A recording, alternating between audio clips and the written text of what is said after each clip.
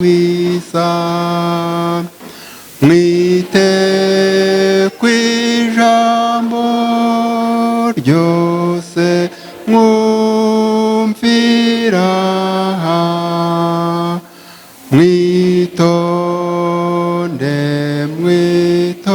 mwitonde haruhoraho, muze hafiye mumwubashe cyane,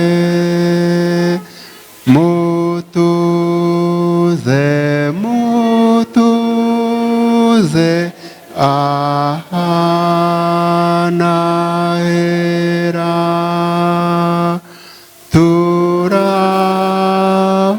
turahumvira ubutumwa bukiza, mwitonde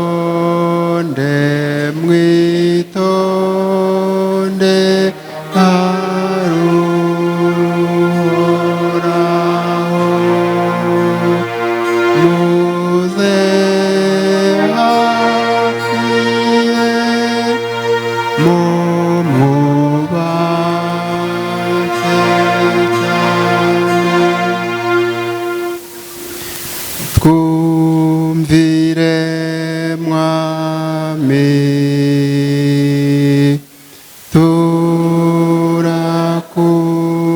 turakuramya, udutega amatwi, duha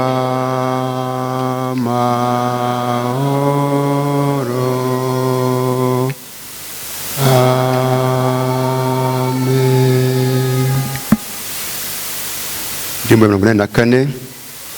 Dushime nyir'umugisha, abo mw'isi tumushime, nabo mw'ijuru bashime, Data, Umwana, Umwuka wera.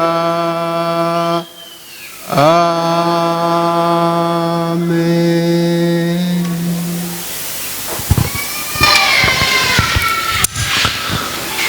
Dusenge. Uwiteka Mana nziza, abana bawe twongeye kwishimira kuba imbere yawe, izina ryawe rihabwa icyubahiro.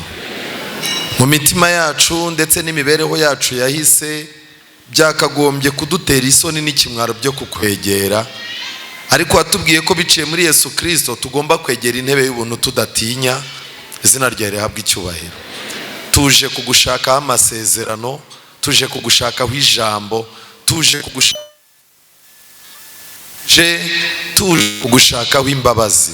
Buri muntu wese waje gushaka umuha amahirwe yo kukubona, imbaraga yawe ya Mwuka wera imanukire muri iri teraniro, kugira ngo igikorwa cyose cyerekane ko Karuvali ariyo yadukuye ahaga. Tubisabye twizeye mu izina rya Yesu. Amen.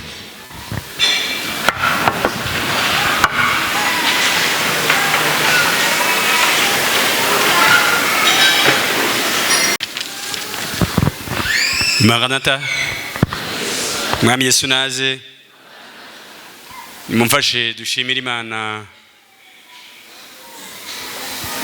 kubw'umutekano yaduhaye, ububasha tubashishije bwatumye tugera ahangaha kugira ngo twumve ijambo ryayo. Bagurikijwe no kubereka itsinda tuzanye naryo tugiye kubakorera muri aka kanya, ku bashyitsi badasanzwe ahangaha. Njye uvuga ni Pastor Karegeya Eliazari, akaba niyo uyoboye gahunda. Mwabonye itsinda ryaje imbere ry'abaririmbyi ndagira ngo mbasabe bahagarare mu barebe n'abaririmbyi inkuru nziza yo mu bibare. Murababona ntibari basanzwe ahangaha, bageze ahangaha. Itsinda rya kabiri ryaje rikurikiyeho n'ry'abadiyakoni n'abadiyakonikazi, reka nabo mbasabe bahagarare. Itsinda rya gatatu ni iringiri riri ku ruhimbi nkuko nari maze kubivuga. Hari Nzabona Impate Honeste, uwo nsoma izina rye nawe ahagarare. Uyu ni uri udufashe gusoma isomo no gusenga.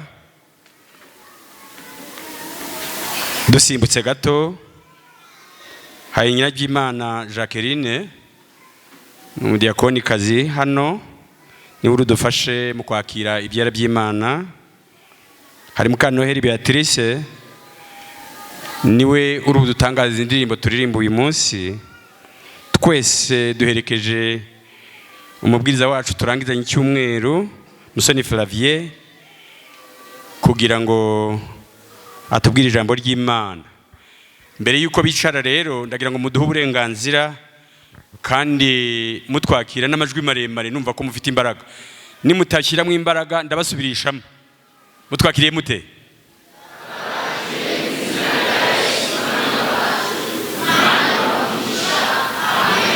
Murakoze cyane. Murabona ko mugikoze mu gitsinzi. Murakoze.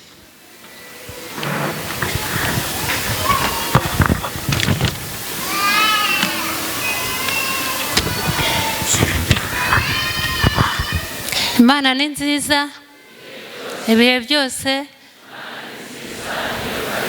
Tugeze mu mwanya wo kuramya, reka duhaguruke turirimbe indirimbo y'131. Umuyobozi adufashe.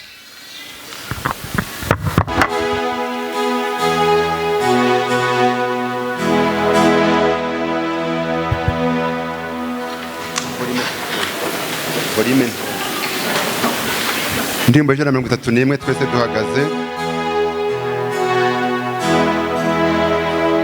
Musabye umucuranzi ngo agere ka volume gato twe twongera amajwi. Ndashaka kubumva rwose nkurikije uko tungana, duhimbaza Imana. Ndusheho gusa nawe Yesu mukiza wanjye, nyuzuzo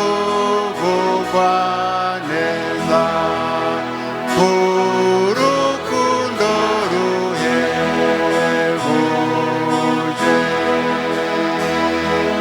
Ndusheho kumera nkawe aho ngenda hose mwami, ndiyoroheje rwose mwami, nge ngukurikiza. N'ibirindi cyanira ikamenya,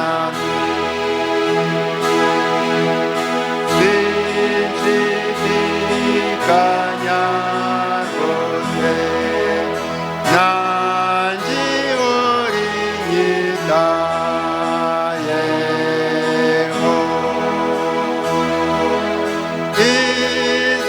Izanyigisha kwitonda, imbabarira amafuti, ndiyoroheje rwose mwami, nge ngukurikiza. Ndusheho gusa nawe, ndusheho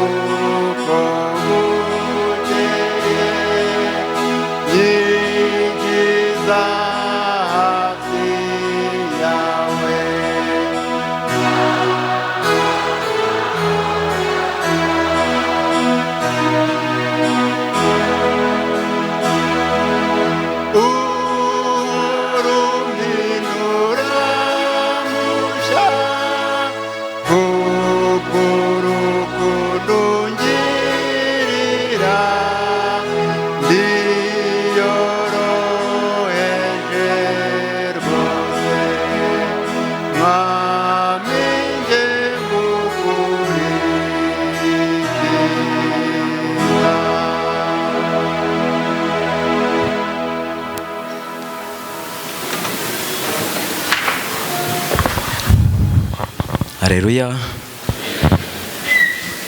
Reka turebe isomo nahawe n'umubwiriza riboneka mu Baheburayo igice cya 11 ku murongo wa 5 no wa 6. Abahageze kadusome. Kwizera niko kwatumye Enoki yimurirwa mu ijuru ngo adapfa, kandi ntiyaboneka kuko Imana yamwimuye, kuko yahamijwe atarimurwa yuko yanejeje Imana.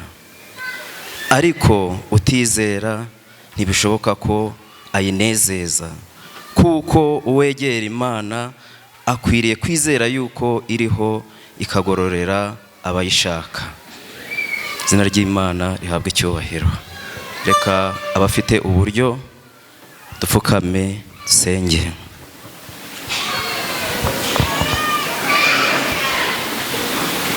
Mwami Imana yacu, Imana idukunda kandi twitaho, izina ryawe ryera kandi ryiza rihabwe icyubahiro. Tugushimiye urukundo rwawe rutarondoreka wagaragarije i Karuvari ubwo waduhaga umwana wawe akemera gupfira abanyabyaha nkatwe. Ubwo ni ubuntu bugeretse ku bundi watugiriye, izina ryawe rihabwe icyubahiro. Tugushimiye rero uburyo wadufashije kuva mu gitondo ukaba utugejeje muri aya masaha. Turakwinginze kugira ngo ubwo tugarutse imbere yawe utubabarire gukiranirwa kwacu kose. Muri uyu mwanya utwemerere utwakire nk'abana bawe. Mbere na mbere ngushize imbere abaririmbyi watoranije bafashe urugendo kabageza aha ngaha.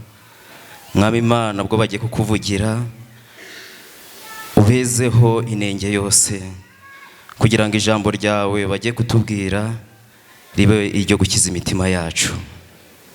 Mwene data Musoni Flavie nawe mugushize mu maboko no mu biganza, kugira ngo nawe wirengagize gukiranirwa kwaba kwaramubonetseho muri uyu mwanya. Ubwo agiye kubera igikoresho umwezi umuboneze, kugira ngo amagambo y'ubugingo agiye kutugezaho abaye gukiza ubugingo bwacu, kugira ngo ubwo uri hafi guhishurwa twese hamwe n'iteraniro atabuze n'umwe tuzishimire kugusanganira.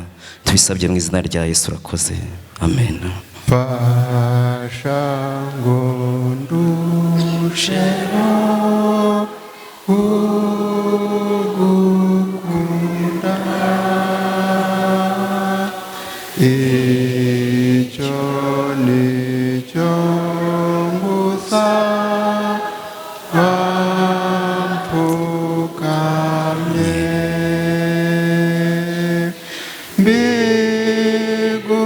mbigusabye cyane. Fasha Mwami Yesu ngo ndusheho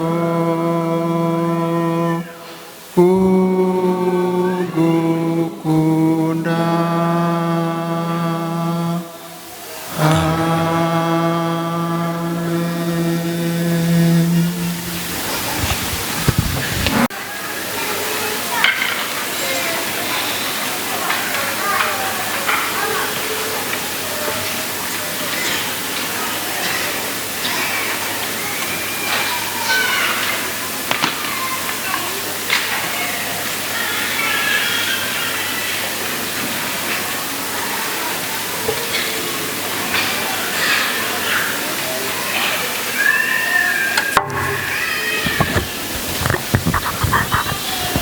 Haleluya. Reka dufatanye gushima Imana itugejeje muri aka kanya tugihumeka. Izina ryawe rihabwe icyubahiro. Reka duhurire mu byigisho by'ishuri ryo ku isabato byigisha abakuze kwiga Bibiliya ku ipaje 123 turebe amagambo abanziriza gahunda yo kugarura icya 10 no gutura amaturo. Gahunda yo kugarura icya 10 no gutura amaturo kwa 6 Nzeri 2025.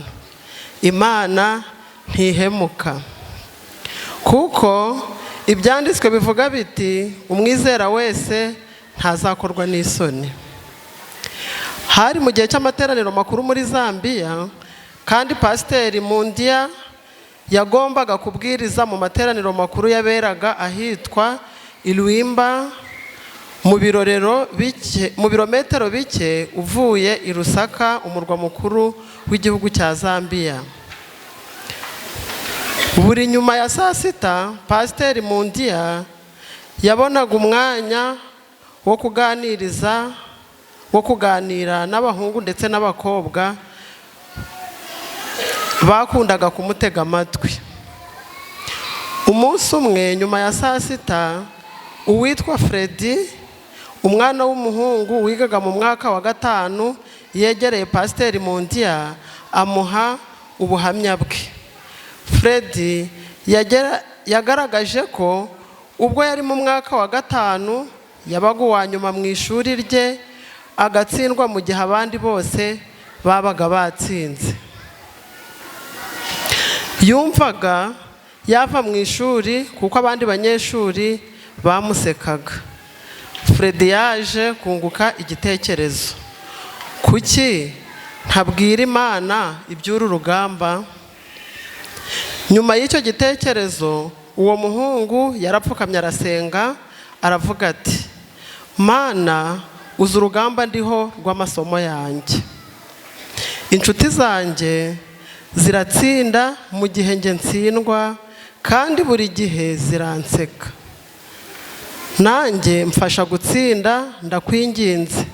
Niba ushobora gufasha abatakuzi bagatsinda, kuki nge ukwizera utamfasha? Ndakwinginze Mana, ndashaka gutsinda mpereye ubu. Amen.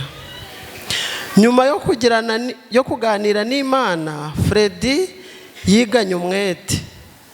Nyuma y'ibyumweru bike, mu gihe cy'isuzumabumenyi, Freddy yatangajwe no kumva mwarimu atangaje ko ari we wabaye uwa mbere mu ishuri. Kuva kuri uwo munsi utazibagirana kugeza uyu munsi, Freddy aracyari ku mwanya wa mbere mu ishuri, kandi ashima Imana cyane kuba yaramuhinduye umuhanga. Icyo duhamagarirwa, bene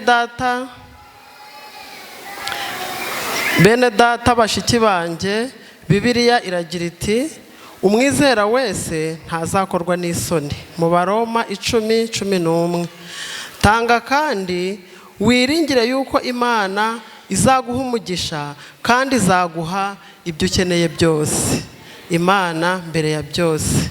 Tugiye gusenga. Abatanze icya 10 n'abiteguye kugitanga bari mu iteraniro bahagaze. Reka dusenge Imana. Uwiteka Mana ikomeye, uwera wa Isirayeli, turagushimye turaguhimbaje, izina ryawe rihabwa icyubahiro. Waduteye umwete wo kuza mu nzu yawe, wayoboye gahunda zabanje, tugeze mu mwanya mwiza wo kugarura ku butunzi waduhaye. Tukweretse abari mu iteraniro bahagaze n'abandi bagaruye icya 10 muri iki cyumweru gishize, kugira ngo amasezerano wadusezeraniye uyabasesekazeho, maze ibigega byabo bihore bisendereye. Twese tujye twumva amashimwe, turusheho gushima izina ryawe. Abenshi muri twe bazanye ituro, turakwingize kugira ngo uryakire, kandi uturinde umutima w'ubugugu mu iteraniro. Urusheho kohereza Mwuka Wera aganiriza imitima yacu. Tubigusabye mu izina rya Yesu Kristo umwami wacu. Amen.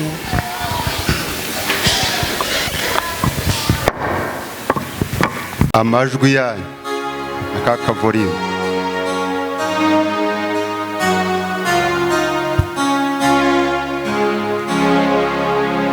Nejejwe n'iri turo n'uyu mwami Yesu,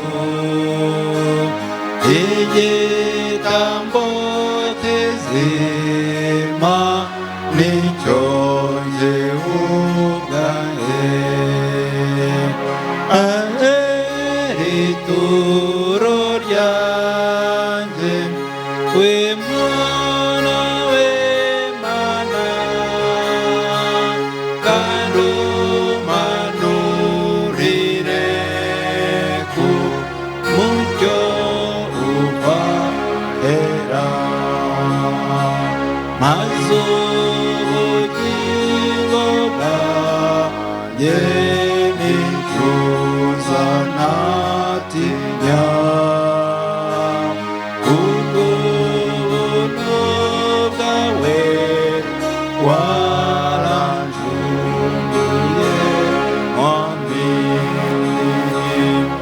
agera ijuru ryanjye we mwana w'Imana kandi umanurire ku mucyo ubahera Yesu ngwino unyigishe wowe wancunguye nshaka kubana nawe ibihe bidashira agera ituro ryanjye we mwana w'Imana kandi umanurire ku mucyo ubahera indirimbo ya 214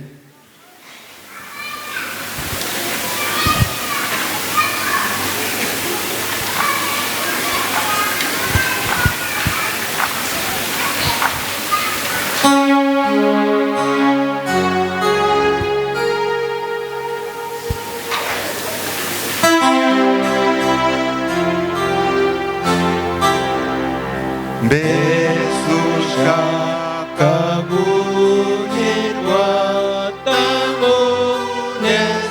utanezerewe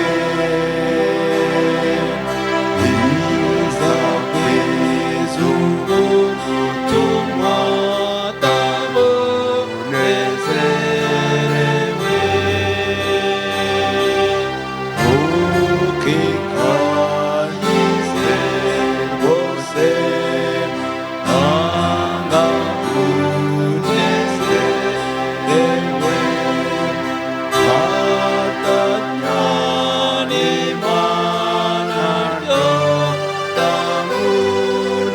Mifuka yacu twari dufite uburenganzira bwo kuyakoresha ibyo dushaka ariko aturiwe gukora umurimo w'Imana Imana ihira ibiganza bitanze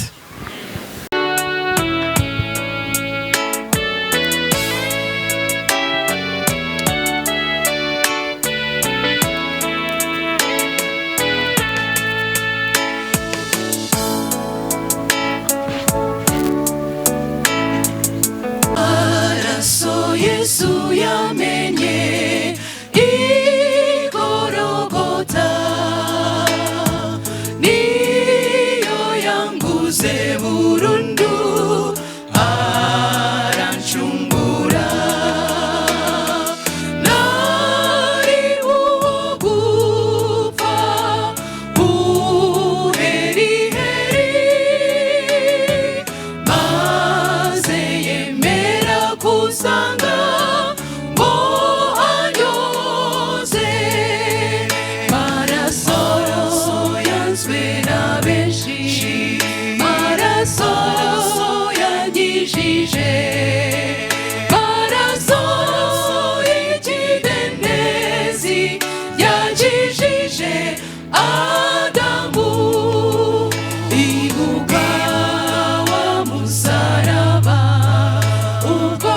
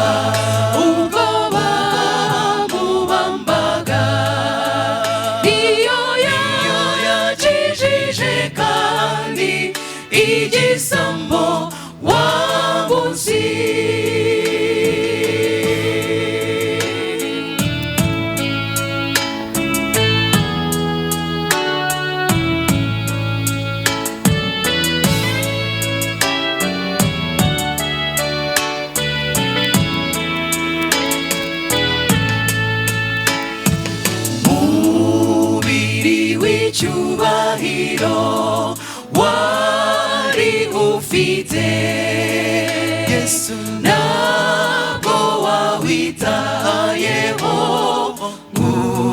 utababazwa Yesu uriyemeza uhitamo gupfa kugira ngo ushobore kunyiza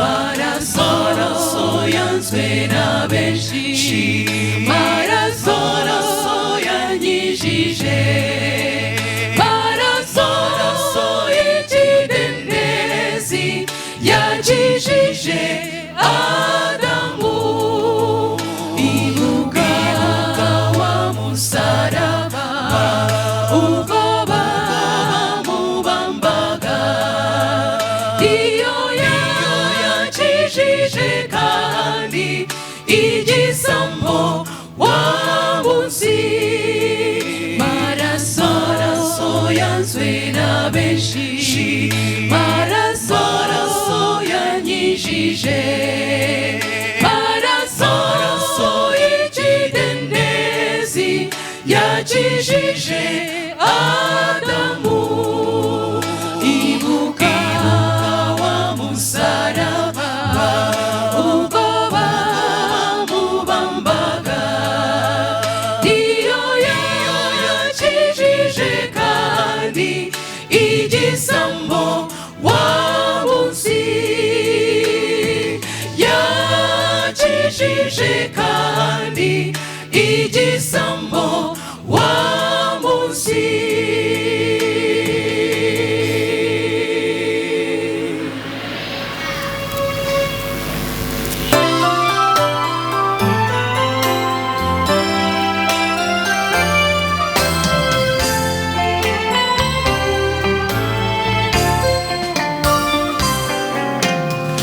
zirikana neza icyo wankoreye ubwo wemeraga gusuzugurwa ku musaraba uteye isoni mu gihe na n'umwe wari kundokora wowe Yesu warabikoze ibyo bintera kwisuzuma neza nkagerageza gukora ibyo ushaka natera intambwe imwe ndetse iya kabiri iya gatatu mwanzi akanshogoza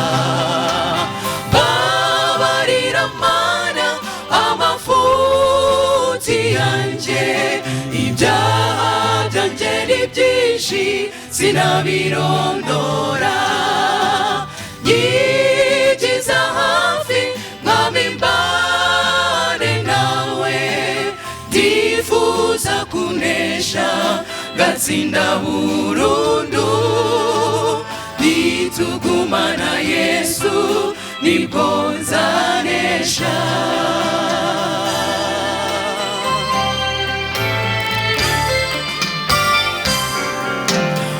umutima wanjye uzura amarira iyo ntekereje ibyo gukorera bigusubiza ku musaraba ari jyewe Yesu waje kurokora bintera gutsindwa imbere yawe noneho ndaje mwamunyemerere umunsi nk'uyu numiteho data ikiganza cyawe cyera yewe mukiza we kimbeho uyu munsi n'iteka ryose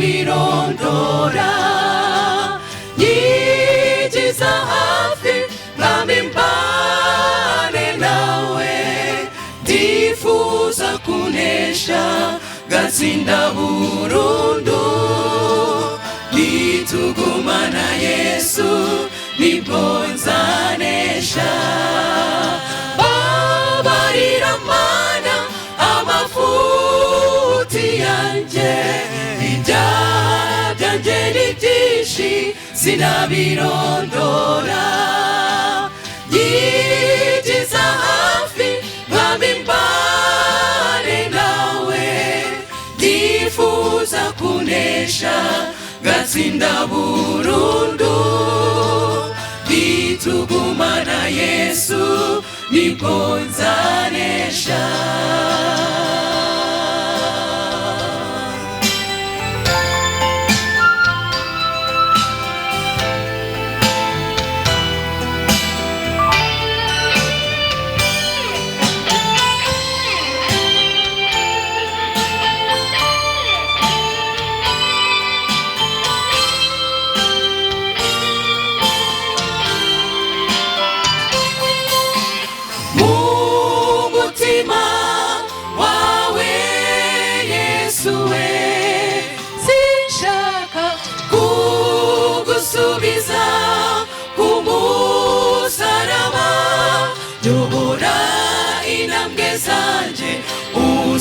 usindagize bewe imibereho ikubahisha babarira mana amafuti yanjye ibyaha byanjye ni byinshi sinabirondora nyigiza hafi mwami mbane nawe ndifuza kunesha gatsinda burundu nitugumana Yesu nibwo nzanesha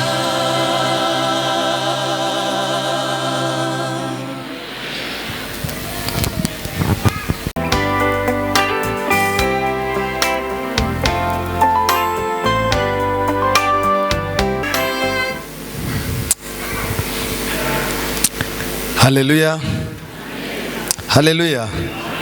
Reka mbasabe n'ubwuzu bwinshi buri muntu wese yifurize uwo bari kumwe bicaranye isabato nziza.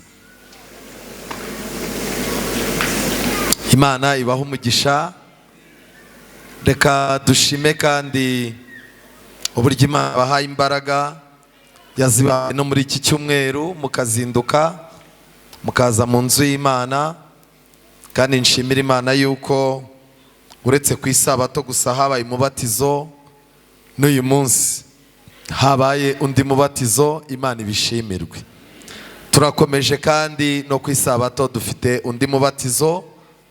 Hari bamwe bacikanywe kubera imyiteguro yabo yari idashyitse. Turabakangurira rwose yuko ku isabato dufite undi mubatizo. Mukomeze murwane intambara murimo kurwana. Mukomeze mugirana amasezerano n'Imana.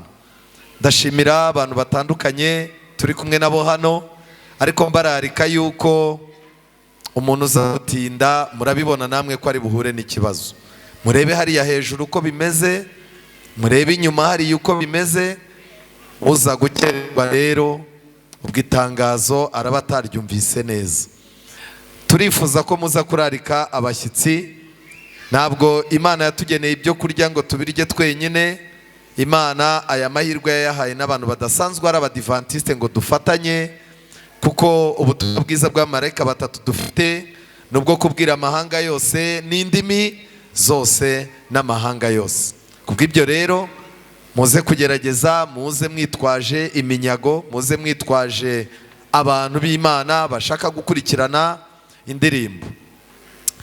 Korali yari irimo kuririmba nkumva indirimbo ntago yakagombye kurangira. Ubundi indirimbo imeze nk'isengesho. Abantu bahimba indirimbo sinzi niba ari ukubera ko ziryoha ziba ngufi.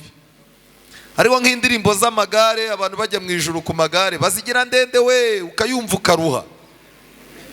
hari abantu nzi bagiye baririmba ibikombe bya litiro nayo ikagira ikirometero, ariko iyi ndirimbo basorejeho ni bande bavuga nkanjye ngo yari iryoshye pe?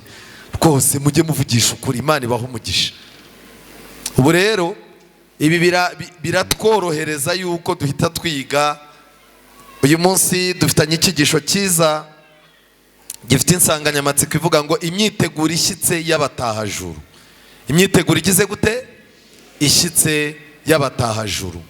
Reka ndebe muri mwebwe abafite umugambi, abafite icyifuzo, abasezeraniye Imana, abafite gahunda yo kujya mu ijuru, mushyire ikiganza hejuru dusenge. Uwiteka Mana nziza, izina ryawe rihabwa icyubahiro. Abana bawe abo wakuye mu mwijima w'icuraburindi ukatuzana mu mucyo w'itangaza, ntiwaduhaye intebe zo mu tubari, ntabwo watwicaje ku ntebe zo ku muhanda, watwicaje mu ntebe zo mu nzu yawe. Twagize amahirwe turatuza, twumva biraruta gutamba ibitambo by'abapfapfa. Twagize umugisha utugirira icyizere, utugabira umurimo wawe. Twafashe umwanzuro wo kukwiyegura ngo tutazakubabaza, kandi twafashe gahunda yo kukwiyegurira utubyaro bwa kabiri tuba abana bawe. Dufite gahunda yo kujya mu ijuru, nicyo cyifuzo cyacu. Ngicyo ikituzindura, ngicyo kivuna amakorari, icyo nicyo kivuna buri mwizera, icyo nicyo tugambirira, nicyo twifuza. Kubw'ibyo ubwo tugiye kwiga iby'ijuru, ukomeze wibuke yuko ingamba twari dufite ari nazo twifuza gukomerezamo. Icyifuzo nyamukuru cyacu nuko twazajya mu bwami bwawe. Kubw'ibyo rero muri iri jambo tugiye kubumbura, weza imitima yacu, weza intekerezo zacu, kugira ngo imibereho ya buri wese mu musozo w'iki cyigisho yumve ko akeneye kukwegera ngo umutunganyirize ubuzima mu gihe twitegura ubuzima bw'ahazaza. Tubisabye twizeye mu izina rya Yesu, amen. Bibiliya iratangaje. Itangiriro igice cya 5 umurongo wa 21 hatubwira umuntu wabayeho mu buzima mu isi, kandi akabaho mu isi yari igoye kuruta iyi si turimo. Iki gitabo cyitwa Kubaho nka Enoki. Iki gitabo ni igitabo gishyashya, cyerekana ko ukurikije ubuzima Enoki yari ariho, nta gihe isi izaba mbi kurusha uko icyo gihe yari imeze. Kubw'ibyo rero uyu mugabo tugiye kureba imibereho ye, ingamba yafashe, kuko icyifuzo dufite ni nacyo cyifuzo nawe yari afite. Itangiriro igice cya 5 umurongo wa 21. Henoki yamaze imyaka 65 avutse, abyara Metusela. Iyi myaka 65 uretse kuyibyaramo nta kindi kintu Bibiliya yigeze yivugaho. Bishoboka ko nawe imyaka wamaze nta kintu wakoreye Imana, nta kintu wakoreye sosiyete, icyakora warabyaye igihugu ukishyiramo abahungu n'abakobwa. Bibiliya iravuga ngo amaze kubyara Metusela, Henoki agendana n'Imana, amen.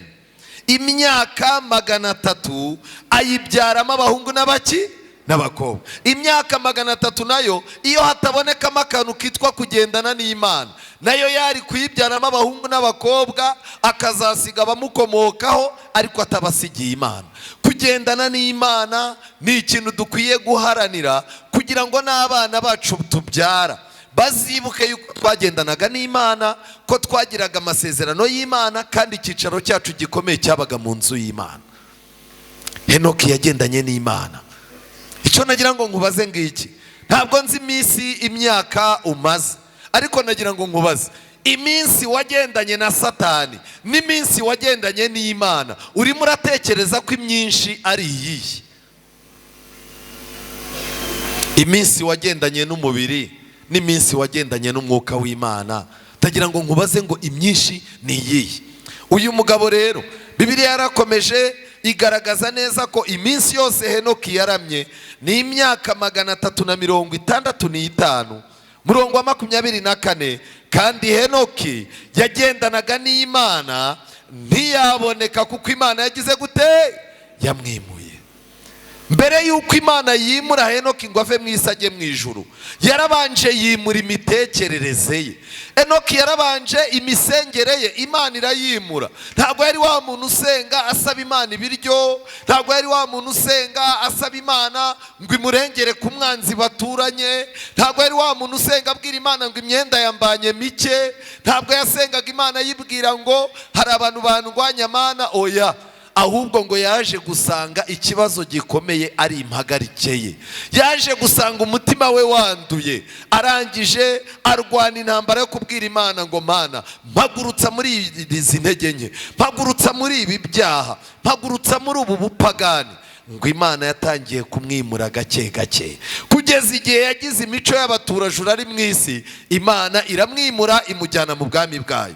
Nshuti zanjye, aya magambo arakomeye. Ni nayo mpamvu muri Bibiliya mu Baheburayo igice cya 5, Abaheburayo igice cya 5 ntago hatubwira yuko gusenga gusa ari byo byimuye Henoki, ntago bitubwira ko kwibombarika gusa ari byo byimuye Henoki, ntago Bibiliya itubwira yuko kutagendana n'abantu babi gusa ari byo byatumye yimurirwa mu ijuru. Abaheburayo 11 umurongo wa 5 Bibiliya iravuga ngo kwizera niko kwatumye Henoki yimurirwa mu ijuru ngo adapfa, kandi ntiyaboneka kuko imana yamwimuye.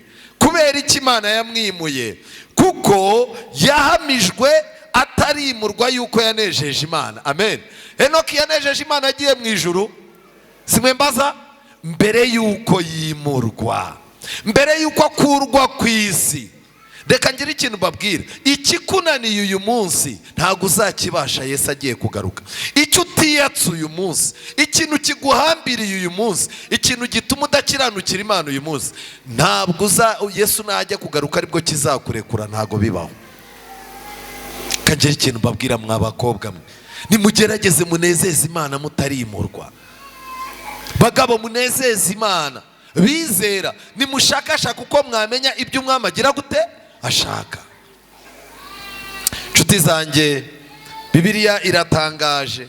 Bibiliya iravuga ngo ariko utizera ntibishoboka ko ayinezeza, kuko uwegera imana akwiriye kwizera yuko imana iriho ikagororera abagize gute abayishaka. Umuntu uzabona yashoye imbaraga mu gushaka imana, umuntu uzabona yashoye umwanya we mu gushaka uburyo atunganya inzira ye n'imana, umuntu uzabona ashaka kunga umutima we n'imana, uzabimenye ko uwo muntu anezeza imana. Hari n'igihe imana ibona ikabona turi abanyantege nke, ariko ikareba ingamba nziza n'imigambi dufite yo guhinduka abantu beza. Ikibi ni ugushaka kwihumuriza ngo uvuge ngo nubwo ndi mubi simeze nka kanaka.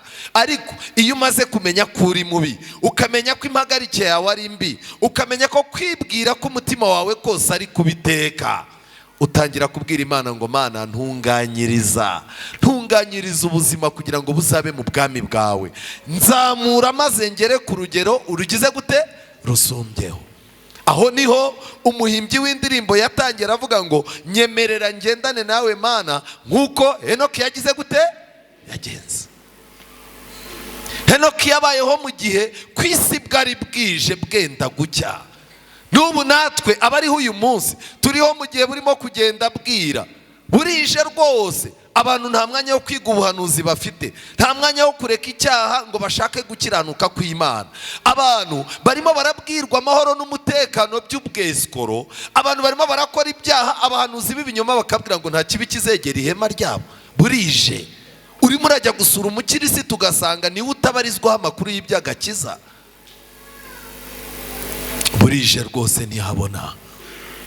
Ariko isengesho ryanjye nawe uyu munsi rize kuba ngo nyemerera ngendane nawe nkuko Henoki yagize gute Henoki yagenze. Bibiliya itubwira byinshi, ariko nagerageje kujya mu cyigisho cya 6 mu gitabo cy'abakurambere n'abahanuzi, page 47 gukomeza kugeza kuri page 50, bansobanuriye neza imibereho ya Henoki. Ndagira ngo mbabwire ngo Henoki kujya mu ijuru ntabwo ari ibintu byagize gute, ntabwo ari ibintu byamutunguye. Mu baji ya kera twajyaga dutera ikorasi, tugatera ikorasi rwose yumvikanisha, zari ikorasi ebyiri. Iya mbere aravuga ngo tuzajya mu mwuka rimwe, tuguruke mu kanya gato, tube twagize gute twarigezemo, ijuru ryagize gute? Ryahumuye. Iyo korasi tuyitera tuyiharaye, undi atuzanira indi korasi ivuga ngo mu kirere hariyo bariyeri tuzatanga resepazi. Rero wateraga ya yindi ya mbere abantu bakajya muri mudu, ariko hakubitamo akantu ko mu kirere harimo bariyeri, abantu bazatanga iki? Iyo ya kabiri yo yaterwaga n'abantu bake. Bivuze ngo iki? Iby'ijuru byifuzwa n'abantu benshi ariko batiteguye guhara ibyo bagomba guhara ngo bajye mu ijuru. Nshuti zanjye, muri iki gitabo cy'abakurambere n'abahanuzi haranditse ngo Henoki ntiyagendanaga n'Imana mu nzozi cyangwa mu bitekerezo gusa, ahubwo bagendanaga no mu nshingano ze zose no mu mihati ye yose ya buri munsi. Ntabwo Henoki yabaye umukirisitu mu nzozi. Hari abantu basigaye barota ijuru, ukabona arimo aragenda rwose amenyo nta kiyakaraba, urukweto rwarahengamye, ukajya kubona ukabona amagufa y'umutwe yaraje, ukamaze uti bimeze gute? Ati ndimo ndajya mu ijuru. Ijuru ntabwo ari imikino. Wavuze ko wishwe n'ubujiji bwawe. Imana ntishaka abantu bagendana nayo mu nzozi gusa, irashaka abantu bagendana nayo no mu buzima, mu nshingano za buri munsi. Henoki kandi ntiyigeze abanyamwigendaho ngo yitandukanye burundu n'abaturanyi be, kuko yari afite umurimo yagombaga gukorera Imana mu bari mu isi. Ntabwo yaciraga abantu iteka. Uyu munsi wa none hari icyo ujya kubona ukabona umuntu witwa ngo ni umurokore akubitanye n'umuntu wasinze. Umusinzi yajya kumusuhuza ukumva umuntu avuze ngo toka satani kwa jina la Yesu. Paulo yaravuze ngo nitukigire gutyo kuko natwe twahoze muri bo. Natwe niko twari tumeze. Henoki yari abizi ko abaturanyi be azabakoramo umurimo. Yababonekagamo rero, akabana nabo mu mibabaro yabo ya buri munsi yabaga arimo. Ikindi kandi kuko yari afite umurimo yagomba gukorera Imana mu bari mu isi, mu muryango no mu mibanire ye n'abantu, kandi nk'umufasha n'umubyeyi, inshuti n'umwenegihugu. Henoki yari umugaragu w'Uwiteka udatezuka muri ibyo bintu mbabwiye. Icya mbere, yari azi uburyo bwo kubana n'abantu. Umuryango we yari yarawigishije gusabana n'abandi. None umuntu asigaye abona ubufaranga, igipangu agahita akubitaho ngo hano hari imbwa iryana, kuki utayishyizeho mbere? Ni gute Imana ibongera icyo kurya akaba aribwo mwongera ibyapa bigabanya baza kubareba? Henoki yari abizi yuko ari umwe mu bagize umuryango w'abatuye isi, yagombaga kubana n'abantu bose iki? Amahoro. Ubu dufite abantu ntibashobora kubana n'abantu amahoro, baririrwa mu matiku n'iki, ariko wajya kubona ukabona ku cyumweru no ku isabato beguye amakoti n'ibitabo ngo bagiye gusenga, ngo barajya mu ijuru ryaheye. Ko n'ijuru rya pirate ntawariguha. Mu mibanire ye n'abantu, Henoki yari umufasha w'abantu, yari umubyeyi muzima, nawe yarabyaye. Ndetse ijambo ry'Imana ritubwira ko Henoki imyaka 65 irangiye yabyaye akana. Yitegereza akana ke, areba ukuntu ako kana kavutse ku isi, akana gatangira gukura. Buriya abagabo bagira amahirwe yo kwegera abagore babyaye vuba, ukita ku mwana wawe, hari imico mishyashya, hari n'uburyo uryoherwa n'ubuzima bushyashya. Yakomeje gukurikirana ako kana rero, akana gatangiye gukura, akazaza areba ukuntu ibintu byose kemera ko papa wako agize gute? Abishoboye. Henoki yaba ari kumwe n'umwana, umwana akabwira abandi ati papa ibintu byose arabizi we. Henoki arangira aravuga ati ariko kuki njyewe ntizera Imana nk'uko uyu mwana wanjye anyizera? Henoki rero yatangiye gushakisha uburyo atangira gutwarwa no gushaka no gutegamira ubuzima bwe bwose ku Mana. Kubyara umwana nibyo byamufashije kumenya ko akeneye kuba umwana w'Imana. Rero Henoki yari inshuti y'abantu, yari umwenegihugu, niko ijambo ry'Imana rimbwiye. Ubu dufite abantu baba mu gihugu barabaye nk'inzererezi, batakwishimira ubuyobozi bwa leta, batishimira ko bafite igihugu. Nyamara Bibiliya iravuga ngo wubahe so na nyoko kugira ngo uramire mu gihugu Uwiteka Imana yagize gute?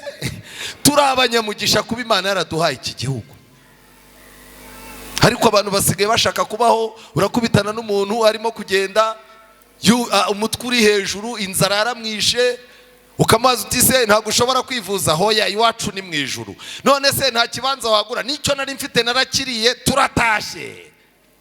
Hama hamwe harya mbabazi, abo bantu barabyara ntibabyara? Barabyara ntibabyara? Gerekaho ngo babyara n'indahekana. Ahubwo hari igihe umwana uzamuzanaho ibintu by'ibitabo, umwana mu gitondo azanye ikanya ngo ujombeho umugati, ayikujombe mu bwanwa. Dukwiye kwibuka ko turi mu isi. Henoki ibi byose yabikoraga atirengagije akazi kamutunze ka buri munsi. Isi yendaga kurangira, ariko Henoki yabwiwe yuko amaboko adafite umurimo Satani yashakira iki? Umurimo. Yari umuturage w'umunyagihugu, mwene gihugu mwiza.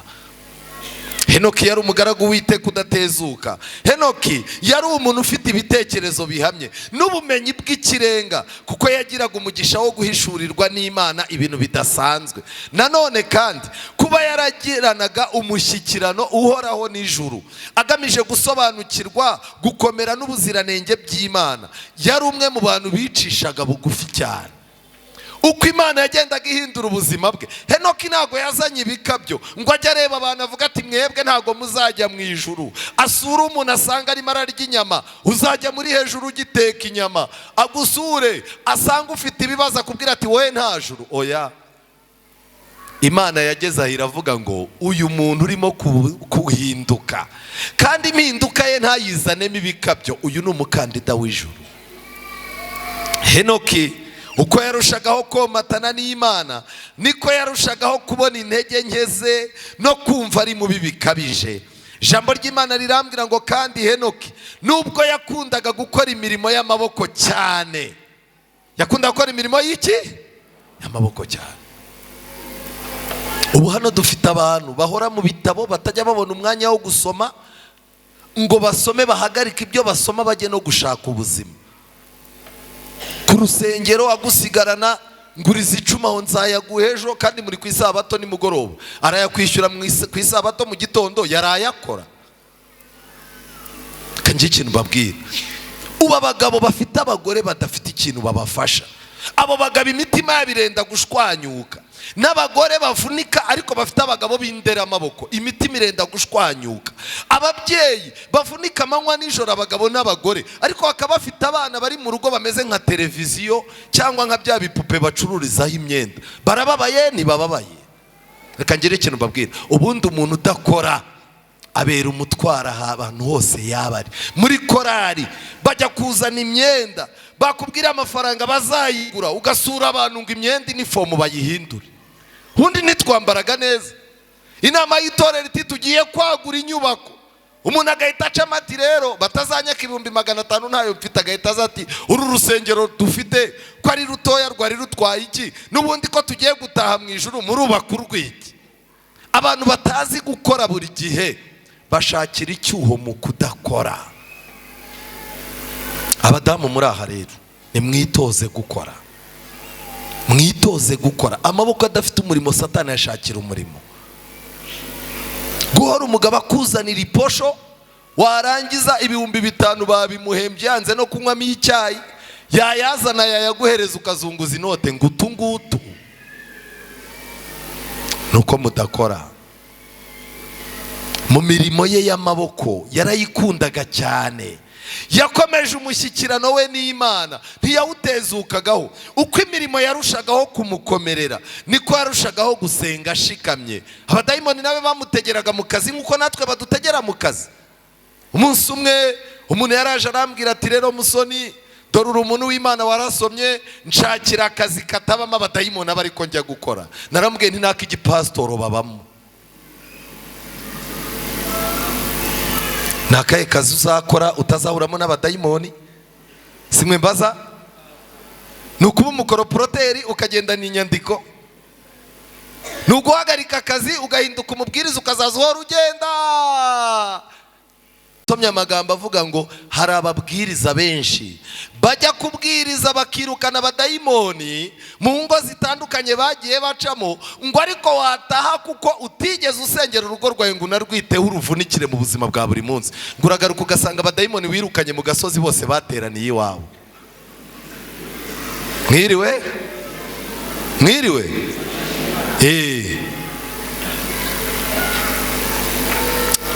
Henoki uko imirimo yarushagaho kumukomerera niko yarushagaho gusenga ashikamye. Yakomeje kwitarura abantu bose mu gihe runaka.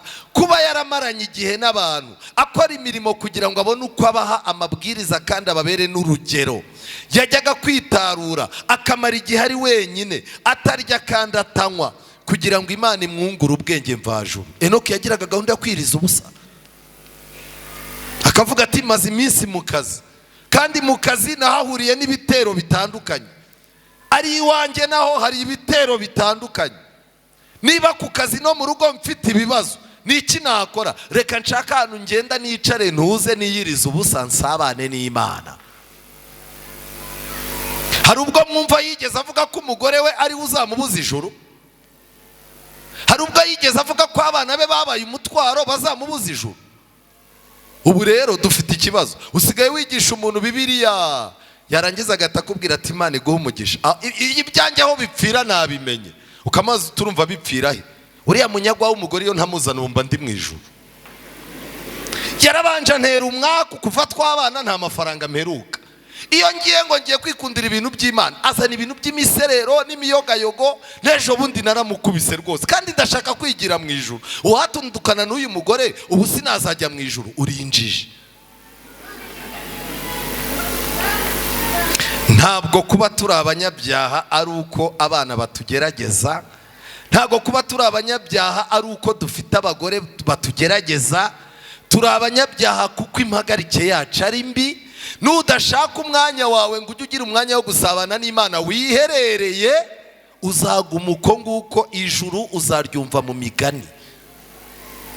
Henoki amaze kubona byanze kubwo gushyikirana n'Imana, Henoki yagiye arushaho kwerekana ishusho y'Imana kugeza ubwo mu maso he harabagiranishwaga n'umucyo utangaje, nka wa mucyo warabagiranaga mu maso ha Yesu. Amen. Kubera kubana n'Imana mu rwiherero, kubana n'abantu atari indyarya, guca bugufi cyane agahora asaba Imana ngo izamure imico myiza muri we. Igihe cyarageze abantu bazaba bamubona bakabona agoswe n'umucyo udasanzwe.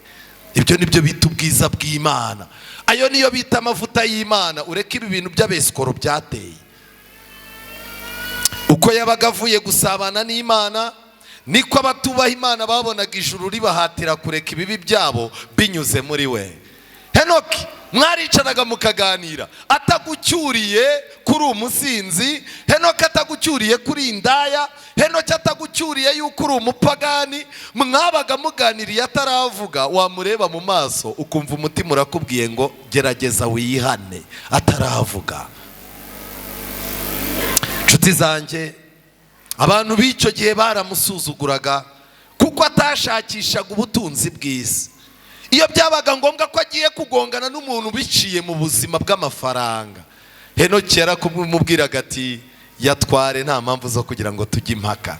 Ariko kuri iki gihe umuntu aricara yajya kugira ikintu kimugonganaho amafaranga, ukamubwira uti njyewe ndi umukozi w'Imana, niwibeshya ukanayarya nzakuvuma. Ubuziterabwoba dusigaye dufite. Iyo mwajyaga kugongana mupfa amafaranga, ubuvandimwe bwarutaga amafaranga. Yarakubwiraga ati twe gutandukana nabi, yagumane niba byarakunaniye, ariko tugukomeze tuba inshuti. Ahubwo yari yarirunduriye umutima we ku butunzi budashira. Yararangamiye umurwa wo mu ijuru. Henoki yari yarabonye umwami mu ikuzo rye hagati muri Siyoni. Imana yari yaramuhaye iyerekwa, abona Yesu yicaye mu buturo bwera bwo mu ijuru muri Siyoni. Kandi umutima we n'ibitekerezo bye, ibiganiro bye, ibyo byose byiberaga mu ijuru. Uko gukiranirwa kwiyongeraga mu bantu, niko yarushagaho kubana n'Imana. Ubwo yarakiri mu isi rero, binyuze mu kwizera, byarangiye yibera mu bwami bw'Imana. Amen. Yagendaga mu isi nk'uko tugenda, azengurutswe n'abakobwa bambaye ubusa nka bubu, azengurutswe n'abagabo b'indaya nk'uko uyu munsi bimeze, azengurutswe n'abantu b'ibisambo b'abagome. Ariko yabaga bagendagendamo ibitekerezo biri hehe? Biri mu ijuru. None abakristo dufite, uratambuka wambaye ijipo ngufi ireshya n'ikariso, agahita agira gutya, toka satani kwa jina la Yesu. Arimo arareba ntareba. Byaraducanze. nababwiye ngo n'ijuru rya Pirate, hagize umuntu urema ijuru rya Pirate, nkurikije uko duteye naryo ntiyariduha. nkanswe ijuru rya original. Henoki, hahirwa abafite imitima iboneye kuko bazareba Imana. Imyaka 300 niyo Henoki yashakishije gutungana k'umutima kugira ngo ashobore kugendana n'ijuru. Mu myaka 300 Henoki yagendanye n'Imana umunsi ku wundi yifuza kuba hafi y'Imana. Ndagira ngo mbwire ngo ntushobora kuzagira ubukristo bwegura ibitabo ku isabato ngo uzabone ubwami bw'Imana. Yemuko Bibiliya yangiriye reba abana bari bayifite ejo barimo kurya ubugari n'isosi y'ubunyobwa. Bibiliya iheruka ku isabato. Muzabirebe, niyo mpamvu ku isabato batanga amatangazo menshi, niho baba batuboneye. Nabundi twarabuze, korari zirimo zirarepetera kuri WhatsApp bakavuga ati tuzabonana duhuza utuntu twe turaba tekinisi. Mu gihe kera kurebana kw'abantu, kubana n'Imana, kwiyaka imirimo abantu bagahura byabaga ari umugisha kandi impinduka zagaragaraga mu buzima. Nshuti zanjye, imyaka 65 Henoki yakoze ibyaha, byamutwaye imyaka 300 kugira ngo umutima we umere nk'uko Imana ibishaka. Bivuze ngo iki? Nubwo twakora ibyaha imyaka mike, biba bizadutwara imyaka myinshi kugira ngo ibisigisigi by'ibyo byaha biturangiremo. Umunsi umwe rero yari ahagaze ku rugabano rw'umudugudu uhoraho, yatemberanye n'abamarayika. Abamarayika agenda aganira n'abamakuru y'ijuru, imigambi Imana ifite mu bantu. Henoki agiye kubona abona ageze ku marembo, abwira abamarayika ati twajyanye cyane ndarenga, mureke ngarukira aha. Abamarayika baramubwira bati ugeze aha nasubirayo.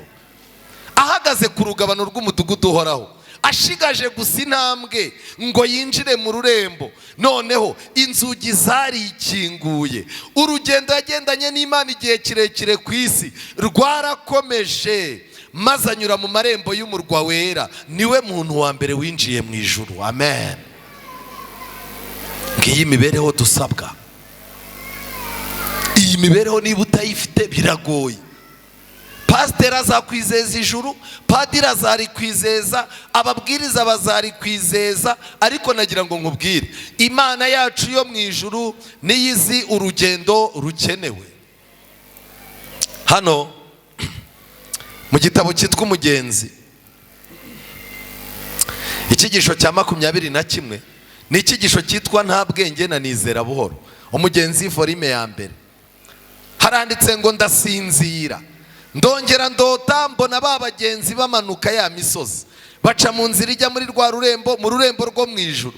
Hasi y'iyo misozi ibumoso bw'inzira yabo hari igihugu cyitwa Nyirandabizi. Nyirandabizi, inzira ijya mu ijuru, iruhande hari hakikiye indi nzira. Iyi nzira yitwa Nyirandabizi ntiyajyaga mu ijuru. Dufite abantu bazi ngo iby'Imana ishaka, bazi urutonde rw'ibyo bakora ngo bajye mu ijuru, ariko n'ibyo ngibyo muzi Satani ntazabakundira kubishyira mu bikorwa. Barangije muri icyo gihugu haturutse inzira nto y'ikigorogoro ihuye n'inzira abo bagenzi bacamo. Mu mayira abiri bahahurira n'umusore uturutse muri icyo gihugu. Uwo musore yitwaga Ntabwenge. Mukristo aramuramutsa, aramubwira ati urava he ukajya he? Ntabwenge ati navukiye muri kiriya gihugu ndajya mu rurembo rwo mu ijuru. Mukristo ati wibwira ko uzinjira mu irembo ryarwo ute? Ngira ngo nugerayo uzabona ibinanirana. Ntabwenge ati nzarwinjiramo nk'uko n'abandi barwinjiramo. Ariko Ntabwenge n'umurakare, Yesu umurakare. Wowe urambaza kwinjira mu ijuru, nzarijyamo nk'uko n'abandi bagize gute? Mukristo ati ufite iki uzerekana abo kuri rya rembo ngo bagukingurire winjire? Ntabwenge ati njyewe nzi iby'umwami wacu akunda. Mutega amatwi ibintu Ntabwenge yavuze. Ndababazwa cyane no kubabwira yuko ibintu Ntabwenge yavuze ashobora, abantu bari hano mutaragera ku rwego rwo kubishobora. Mfite ikibazo rero, niba turi hano turutwa na Ntabwenge, murumva urugendo dufite? Ntabwenge aratangiye. nzi ibyo umwami wacu akunda. Icyo ni ikintu cya mbere. Azi ibyo Imana ikunda, azi n'ibyo Imana igira gute yanga. Icya kabiri, ngira ingeso nziza, ngerageza kubana n'abantu neza, uku ndeba uku ntako ntitwararika. Icyo ni icya kabiri. Icya gatatu, nta bwenge ati nishyura uwo mbereye mu mwenda wese. Uwo mbereyemo iki? Umwenda. Reka ngire ikintu mbabwira. Ubu ko twicaye hano, imyenda y'amabanke, imyenda y'abantu bikagereka ku mwenda tubereyemo Imana, ibi bintu by'imyenda byaragiye biradutwara cyane. Ariko nta bwenge yavuze ko nta muntu arimo iki? Ideni. Nta muntu yambuye. Ndasenga, nta bwenge abona umwanya wo gusenga. Nta bwenge ntabwo ameze nkatwe usinzira nijoro urimo gusenga, isengesho nturisoze ku buryo mu gitondo wibaza utari ko ryaraye rirangiye ntiryarangiye. Nta bwenge arasenga akamenya ko yagize gute. Nta bwenge ntasinzirira mu materaniro. Gusenga bifata nk'ibintu biri seriye. Ikindi kintu nta bwenge yavuze, nta bwenge yaravuze ngo yiyiriza ubusa. Nta bwenge yageze ku rwego rwo kwiyiriza ubusa. None wowe iyo wapanze kwiyiriza ubusa, Satani arakongora akakubwira ati biragera saa sita wapfuye. Kandi iyo urimo guhiga amafaranga mu mujyi wa Musanze cyangwa wa Kigali, saa 10 zigera umuntu akakubaza ati se hari akantu wafashe? Hoya, iyo natatse mba nataka. Ariko kwiyiriza ubusa, Satani araza akakubwira turi burerembe urupfe. Ubu hano hari abantu muganira ukamubwira uti kwiyiriza ubusa, akakubwira ati muri 2003 bansanzemo igifu, baranje barambwira bati jyurya. Ubu rero niyirije ubusa bashingura. Ariko mukubitana yagiye kurangura, umuntu ahaguruka hano akajya i Buganda akazagera ejo mu gitondo akirirwa arangura, mukaganira akakubwira ati maze iminsi 3 ntaragira gute ntararya. Ariko mbabaza, nta bwenge araruta abantu benshi, ntabaruta. Nta bwenge arangije ati rero ikindi ntanga igice cya 10 cy'ibyanjye. Ndi ku rwego rwiza rwo gutanga icya 10. Gutanga icya 10 ni ikintu cyiza. Gutanga icya 10 ni igipimo. Ndagira ngo mbabwire, nta bwenge yabuze akantu kamwe. Ibintu byose yari arimo kuvuga ni byiza, ariko byari byibukiye ku kintu kimwe cyonyine yabuze. Nta bwenge yatangaga icya 10. Ahangaha uku twicaye muri twe harimo abantu 29 n'igice nibo bamaze gutanga icya 10 muri uku kwezi. Muri iri teraniro ryose 29. Ntimwabivuze ejo n'ejo n'uyu munsi? Yego. Ubwo abandi bose turarutwa nande? Nta bwenge. Kuyobora nta bwenge ntibisaba amatangazo. Ariko nagira ngo mbabaze, harimo n'umuntu umwe wavuze, aravuga ngo ariko ngo tuzahora dutanga mpaka ryari? Igisubizo nakimuboneye mu gitabo hano. Igitabo kangiye ikintu mbabwira, birababaje kuba turutwana nta bwenge. Nta bwenge aratanga icya 10. Twebwe gutanga icya 10 nabyo byagize gute? Ariko reka mbabwire, ubu wabona hari umuntu uri hano avuga ati rivuna rizarangire nimere nka bwenge byibuze. Tuzatanga tugeze ryari? Paje ya 18 igitabo Inama ku Busonga haranditse amagambo akomeye. Aya magambo yarantangaje. Ameza turiraho, Imana yuzuzaho ibyo kurya. Imana niyo iduha gusinzira mu mahoro kandi tugasubizwamo imbaraga n'ibitotsi. Buri cyumweru Imana iduha isabato ngo turuhuke imirimo y'igihe gito, kandi ngo tubone akanya ko kuyiramya turi mu nzu yayo. Imana yaduhaye ijambo ryayo ngo ritubere itabaza rimurika ibirenge byacu n'umucyo umurikira inzira zacu. Ku mpapuro zo mu ijambo ry'Imana dusangamo inama tugirwa ngo tubashe kugira ubwenge. Mu magambo make, ubwenge dufite twabukuye mu materaniro, mu nama zavuye muri Bibiliya. Hano barakomeje barandika ngo ikiruta ibyo byose ni impano itarondoreka Imana yaduhereye mu mwana wayo ikunda, akaba ari we muyoboro w'indi migisha yose Imana iduha muri ubu bugingo ndetse n'iyo mu bugingo buzaza. Mu by'ukuri kugira neza kw'Imana n'imbabazi zayo bitugaragaraho aho tugenda hose. Igihe tuzaba dushaka ko data wa twese ahagarika impano ze aduha, nibwo tuzabazanya iki kibazo ngo tutihangana tugira tuti ariko tuzatanga tugeze ryari? Mu ntege amatwi, igihe tuzaba dushaka ko data wa twese ahagarika impano ze aduha, nibwo tuzatangira kubaza ngo ariko tuzatanga tugeze ryari? Bivuze ngo iki? Iyo utangiye kuvuga ngo uzatanga amaturo ugeze ryari, iyo utangiye kubaza ngo uzatanga icyacu ugeze ryari, uba urimo kubwira Imana ngo nihagarike impano yaguhaga, ugeze ku rwego rwo kwiyaranja. Mpagaze imbere y'Imana ku ruhimbi rwayo mbabwira ngo ubwami bw'Imana buratwaranirwa, intwarane zibugishamo iki? Imbaraga. Uko urimo kwizirika ku mafaranga, ukizirika ku kintu cyo kutumvira Imana, mu nzu y'Imana bagira icyo bagusaba gukora ukumva ni nk'ubwesikoro cyangwa kwica abantu mu mutwe, bizarangira wowe ubwawe ufunze imigisha n'inzira zicamo imigisha y'Imana zose zakwegeraga. Ukwiye kumenya ko ugomba kwikuraho amaturo, ukikuraho 1/10, ukagera n'ubwo uzaza utanga n'impano.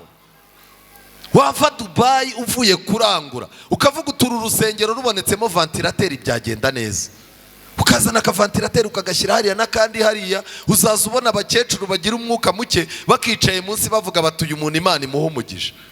Hanyuma muragura ibintu by'ibimodoka mugaparika ku muhanda ukoze mu mufuko, urimo kubaza abantu ngo banyita iki, ukumva umuntu yavuze ati bavuga ko uri umukire w'umugome. Use wunguka iki?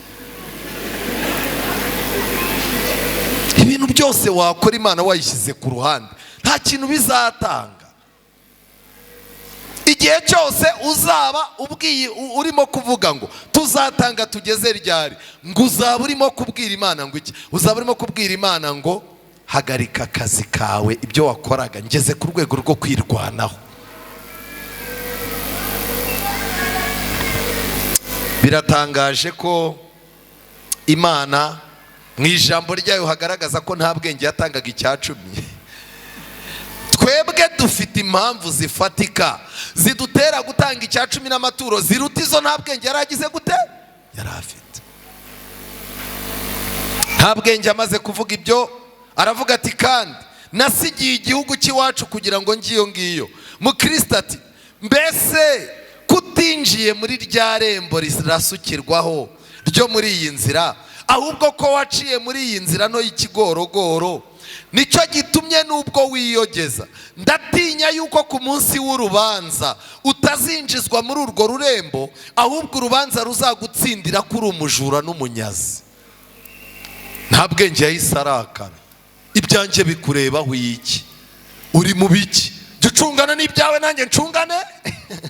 Nicyo kizakubwira nta bwenge. Iyo umugira inama ukamubwira uti rero muri korari uvuga nabi kandi wera imbuto mbi, ni impamvu pe uzana n'umwuka mubi mu bantu ukabasura ukabazanamo imyuka yo kugongana, kandi jya ugerageza uze no mu materaniro. Ubu wowe uzaza uza ku rusengero gusa ari uko korari yacu iri buririmbe saa 5, ujya kubona ukabona arakurebye ararakaye. Ibyanjye bikureba wiki? Jya ucunga ibyawe, ibyanjye ntawe abigushinze. Ujye utumenya ko uwo murimo kuganira ninde? Nta bwenge. Ko tutakubonye muri resi raporo ikaba izagenda merekredi ugomba gutanga icya-10 nk'umwizera. Ese ibyo warahiriye kuri Yorodani warabyibagiwe? Umva muyobozi, ngewe ntago nkunda umuntu ndebaguzaho. Jya ucunga ibyawe, ucunga abana bawe n'umugore ntawakundagije. N'ikindi gihe utazanyinaho nkakubahuka arakubeshye ntakubeshye. Nta bwenge. Mukristo yarabimubwiye, nta bwenge ni umurakare cyane. Nshuti zanjye, nagira ngo mbabwire ikintu gikomeye. Kubera iki cyigisho twakize. Iki gitabo cyitwa Kubaho nka Henoki. Haranditswe kuri page 105 ngo icyo dukeneye kuruta ibindi byose muri iki gihe ni abantu babatijwe na Mwuka w'Imana. Ngaba abantu dukeneye mu itorero, abantu bagendana n'Imana nk'uko Henoki yagenze. Ntabwo dukeneye abantu bareba hafi, abantu bazamunga umurimo aho kuwagura. Ntabwo tubakeneye. Imana ikeneye abantu bareba kure nk'uko Henoki yari ameze. Yamaze kumenya ko ubwami bw'Imana buriho, arangije aravuga ati reka mbe inyangamugayo muri ubu bwami bwo ku isi, byanga byakunda Imana izanyuma kuba mu bwami bwayo. Imana ikeneye abantu, ntabwo dukeneye abantu bareba hafi bazamunga umurimo wo kuwagura, cyangwa abagendera ku mvugo igira iti iyobokamana n'iyobokamana no gushaka inyungu ni ugushaka inyungu.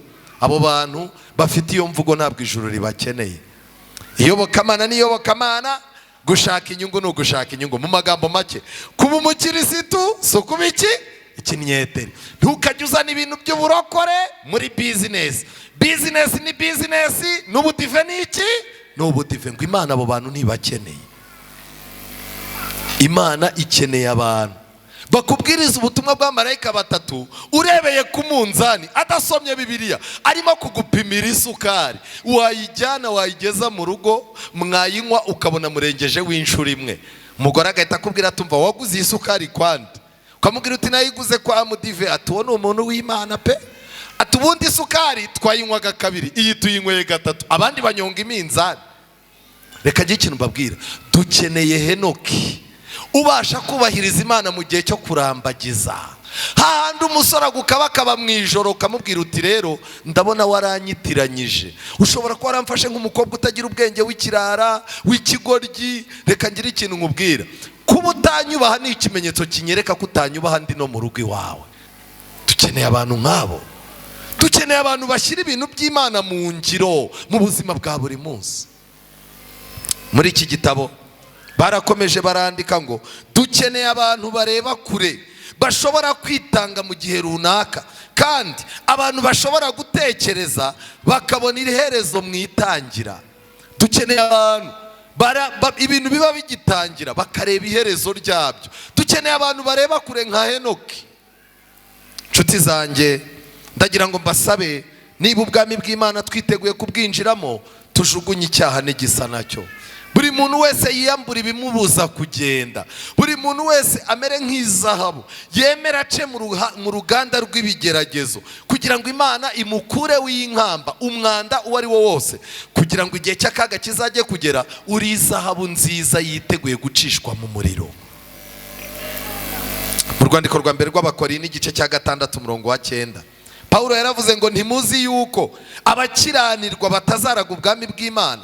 Ntimwishuke abahehesi cyangwa abasenga ibishushanyo cyangwa abasambanyi cyangwa ibitingwa, abatinganyi cyangwa ibitingwa cyangwa abagabo bendana cyangwa abajura cyangwa abifuza cyangwa abasinzi cyangwa abatukana cyangwa abanyazi, bene abo ngabo ntibazaraga ubwami bw'Imana.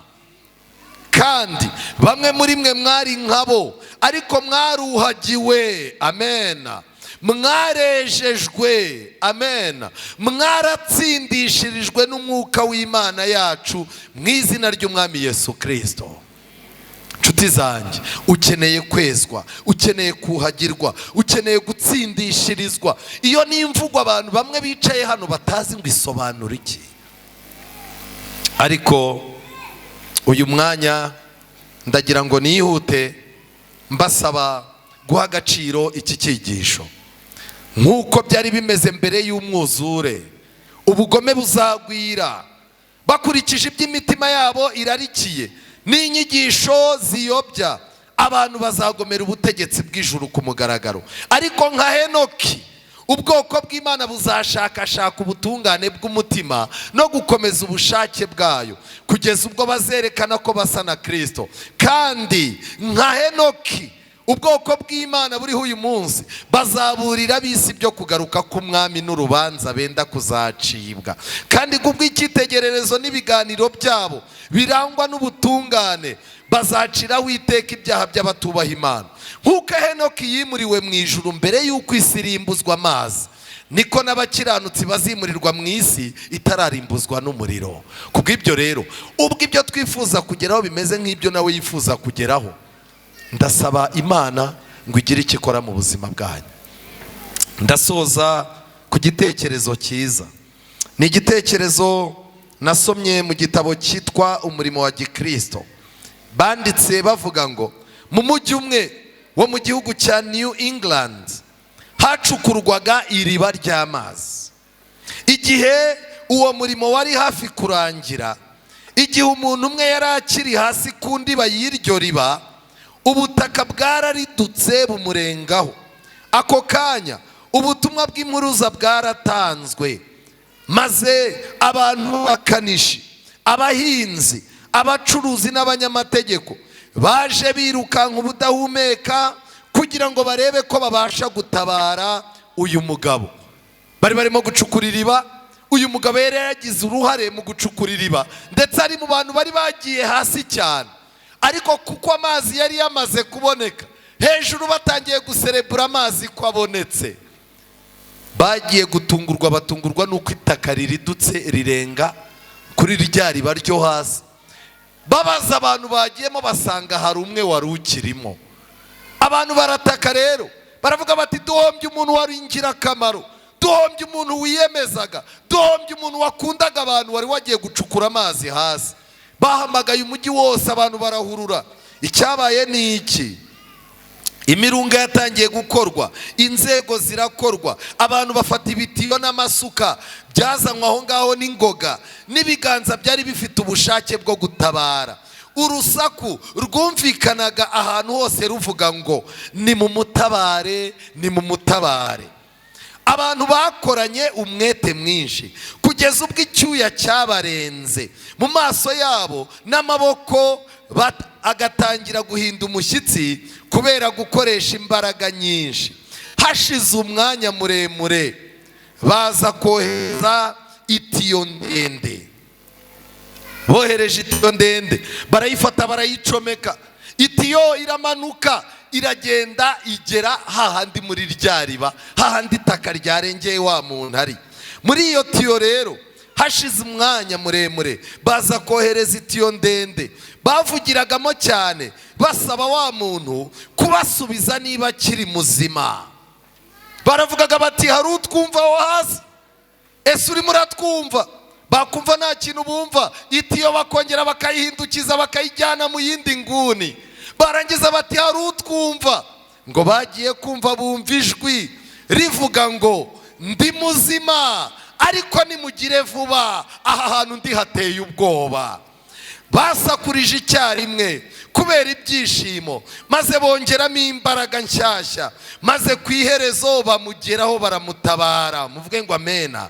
Nuko urusaku rw'ibyishimo rusakara muri icyo kirere, kandi rwirangira no mu mayira y'umujyi rugira ruti ararokowe, ararokowe. Ahantu uri ni habi, ndetse wari umugira neza mu bihe byahise, wahaye itorero amafaranga yo kubaka, wagiye uha amakorari amafaranga yo kugura imyenda, wagiye utanga amaturo, wakoze ku biryo, ufite umugabo w'umukene ukora ku biryo ugaburira abashonji. Mu bihe byashize wigeze kwitanga, ariko uyu munsi isi yarakuridukiye, ibibazo byarakurenze, ubuzima bwawe buri mu kaga. Itorero, abantu b'Imana barimo barakoresha itiyo, bakavuga bati se hari umuntu utwumva aho ngaho? Ni inshingano yawe kuvuga ngo ndacyahumeka, ariko mugire bwangu munkura aha hantu. Hari intsinzi izabyinwa ku musozo w'aya mavuna. Ni iyihe? Ni ukuba wowe wari wararigize, tuzongera tukakubona uhagaze ushima Imana. Ni ukuba wari waracitse intege, tuzamubona ashima Imana. Ni uko abari bafite ibyiringiro, bari barakamije ibyiringiro, bazagira ibyiringiro by'ubugingo buhoraho. Muri uyu mwanya rero, Yesu yohereje itiyo y'indirimbo, yohereje itiyo y'ubutumwa bwiza mu ijambo mbabwiye. Yesu arangije aravuga ngo aho hari umuntu urimo kunyumva. Niba rero wumva Yesu, ndakwinginze ubitekereze neza. Ndararika korari igiye kuririmba indirimbo, ubutumwa busoza iki kibwirizwa buri mu ndirimbo korari ijwi ry'ibyiringiro bagiye kuririmba hano. Mutere intambwe mubanguke, ijwi ry'ibyiringiro mutere intambwe. Imana ibaha umugisha. Mu gihe urugamba rumeze nabi, mu gihe nawe ubizi ko isi yakuridukiyeho, hari ibyo abatabazi bagomba gukora, hari n'ibyo nawe ugomba gukora. Uyu munsi rero ni umunsi wo gusenga mu mutima, ukabwira Imana uti Imana ntunganiriza kuzaba mu ijuru.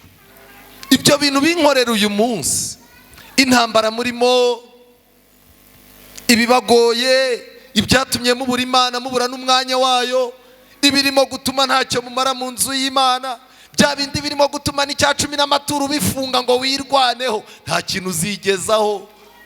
Yesu yaravuze ati abo wampaye bose nabarindiye mu izina ryawe ryera wampaye.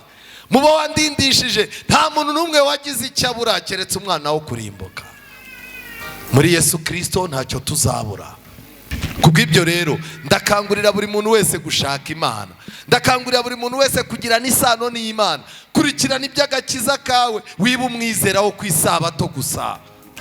Shaka umwanya w'umwihariko wo kwiriza ubusa no gusenga, shaka umwanya wo gukurikirana iby'ubwami bw'Imana, tumbira Yesu gushaka. Iyi ndirimbo ibagere ku mutima, kandi mu gihe indirimbo irimo utekereze cyane, kuko nyuma yayo turatangira kurarika abava mu mwobo hasi bifuza kuzamuka, kugira ngo uyu munsi dusoze tuvuga ngo n'uyu nawe ararokowe. Imana ibahe umugisha.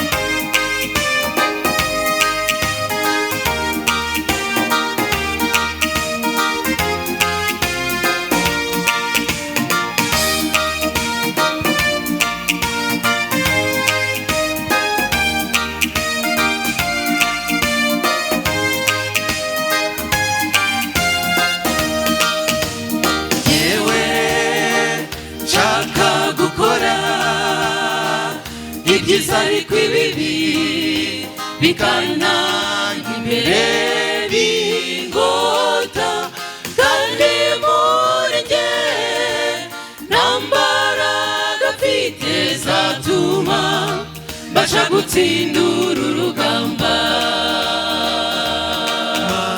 Ntunganiriza kuba mu ijuru, ndabishaka ndabikeneye, ndifuza kubayo imiruho y'isi yose ndayizinutswe. Mukiza we, mukiza mwiza, n'imibereho yejejwe. Ntunganiriza kuba mu ijuru, ndabishaka ndabikeneye, nifuza kubayo imiruho y'isi yose ndayizinutswe. Mukiza we, mukiza mwiza, n'imibereho yejejwe.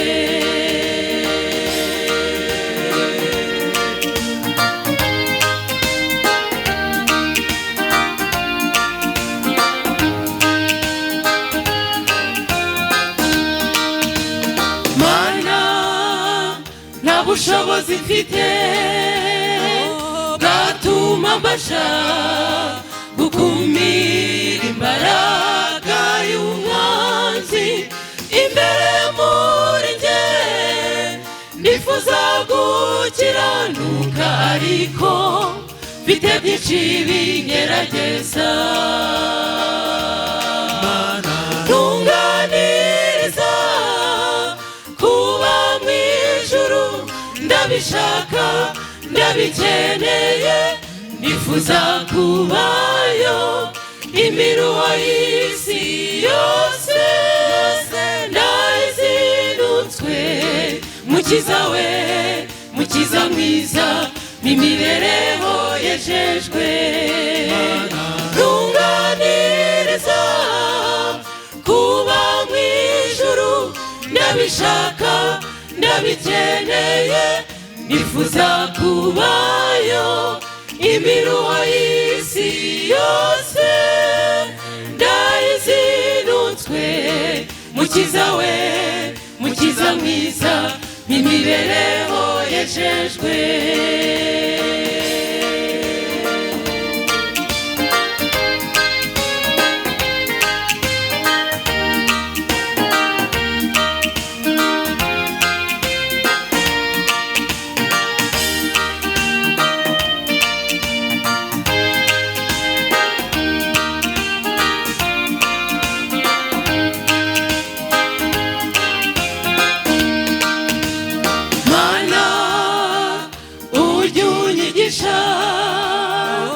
Menya uko nkwiye kwitwara igihe natewe n'umwanzi umutima wo kwiringira nkwihishemo mbashe gutsindura urugamba.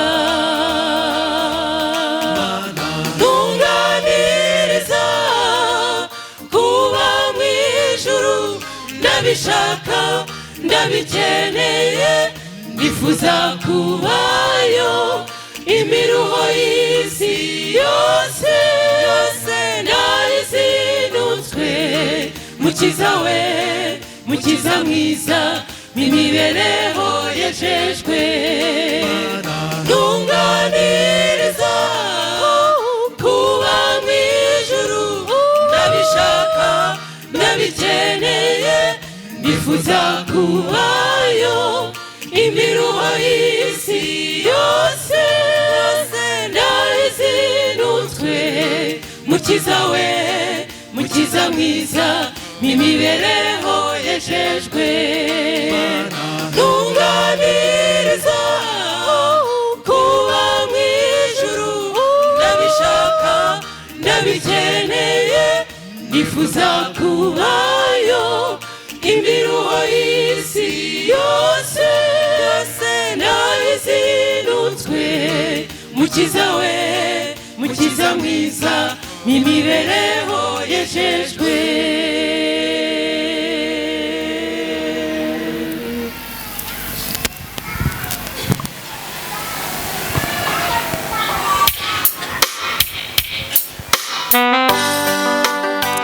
Imana ibaho umugisha. Korari irakoze bati ntunganiriza kuba mu ijuru ndabishaka kandi ndabikeneye. Ninde muntu uri hano wumva ashaka ubwami bw'Imana abukeneye yifuza gutura ibimugora byose ibirimo kumubera inzitizi akaba yifuza kubitura ku birenge bya Yesu? Umuntu ushaka yuko Imana ikangura ubuzima bwe, umuntu ubwira Imana ngo Mana ndacyarimo kumva ndacyarimo kunyeganyega ariko harabura gato ngo mpfe, Mana nkura aha hantu. Umuntu wifuza kwiyegurira Imana nashaka bumwe, tera intambwe uze dusenge. Tera intambwe uze. Wowe ushaka guhindurirwa ubuzima, wamwizeraye wasubiye inyuma, wowe Satani yarituriyeho isi ukaba waratakaye, ukaba ubwira Imana uti Mana nkura aha hantu ndi kuko ni habi, ngwino Yesu agukuremo. Imana ibaha umugisha.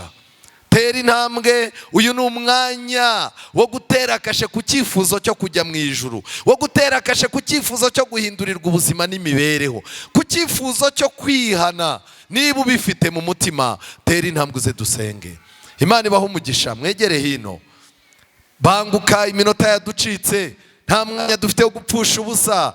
Wowe niba ubizi yuko waridukiweho n'isi, waridukiweho n'ubuzima, waridukiweho n'ibyaha, ukaba ubizi kuri hasi ahantu udafite ibyiringiro, iri jwi ririmo riraca mu itiyo ririmo kukubwira ngo ese hari umuntu utwumva aho ngaho? Niba hari ijwi ry'Imana wumvise mu mutima, bwira Imana uti Imana ndacyumva gakeya ariko mbabarira unkura aha hantu. Imana irashaka kugukura ahantu wicaye muri no minsi. Imana irashaka kugukura mu gahinda. Imana irashaka kugukura mu byaha wicayemo. Imana irashaka kugukura mu ntege nke urimo. Tera intambwe uze, Yesu aragushaka. Turaririmba indirimbo yacu isoza. Ndagira ngo mbasabe muhaguruke. Indirimbo yacu isoza, mu gihe turimo kuyiririmba mutera intambwe abiyegurira Imana muze. Indirimbo yacu isoza, mu gihe turimo kuyiririmba ntuze gutegereza indi.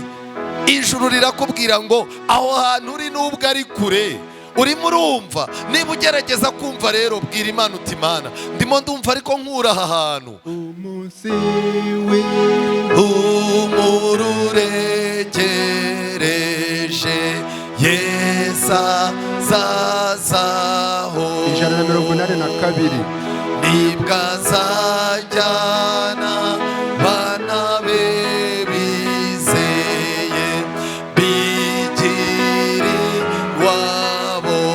Umuseke utangiye gutambika weyuye umwijima. Umuseke utangiye gutambika bugiye gucya. Ubutumwa bwiza urabumenye. Niba ushaka Imana atera intambwe dufatanye gusenga isengesho risoza. Tera intambwe niba ubifite ku mutima.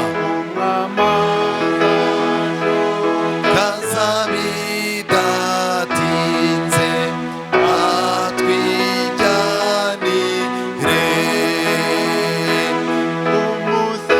Umuseke utangiye gutambika uri mureyuraho umwijima mu mitima yacu.